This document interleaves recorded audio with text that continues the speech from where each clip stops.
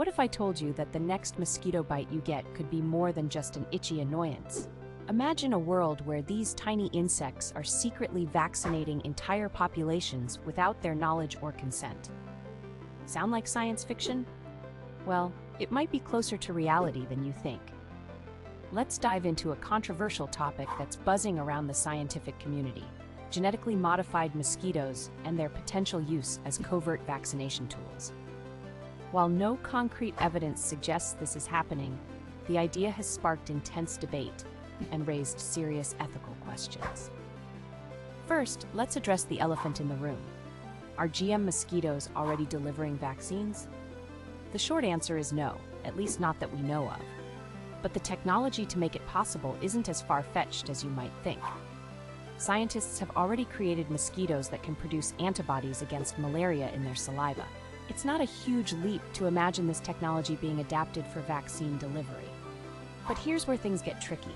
If such a program were secretly deployed, it would mean mass vaccination without informed consent. That's a major ethical no-no in the medical world. It's like someone sneaking medicine into your food without telling you. Not cool, right? Now let's take a step back and look at the bigger picture. Could GM mosquitoes be a Trojan horse for other agendas? Some worried minds have suggested these insects could be used to spread experimental gene therapies or even nanotech without public knowledge. It sounds like something out of a spy thriller, but in the world of cutting-edge biotech, the line between science fiction and reality can get pretty blurry. There's also the elephant-sized question of who's behind all this.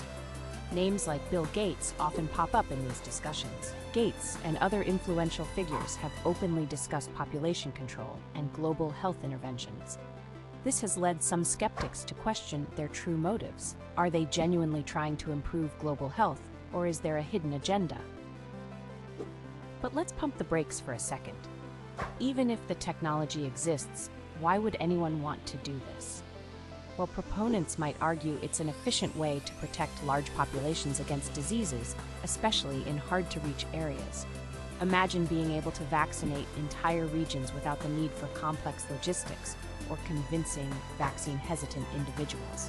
However, the lack of transparency in GM mosquito projects is troubling.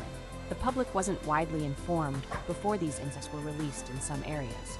Some independent researchers and local communities have opposed these projects, citing concerns about unknown long-term effects. If these mosquitoes could potentially be used for vaccine delivery, why the secrecy?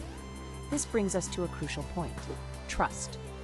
In an era of widespread misinformation and conspiracy theories, transparency in scientific projects is more important than ever.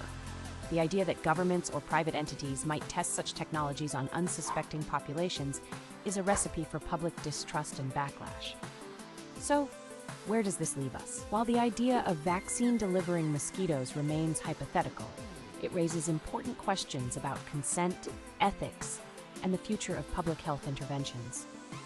As technology advances, we must stay vigilant and demand transparency from those in power.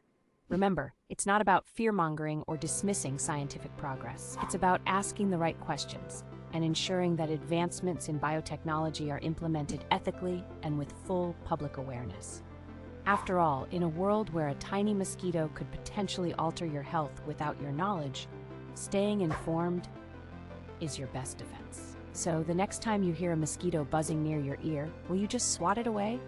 Or will you pause and wonder about the potential payload it's carrying?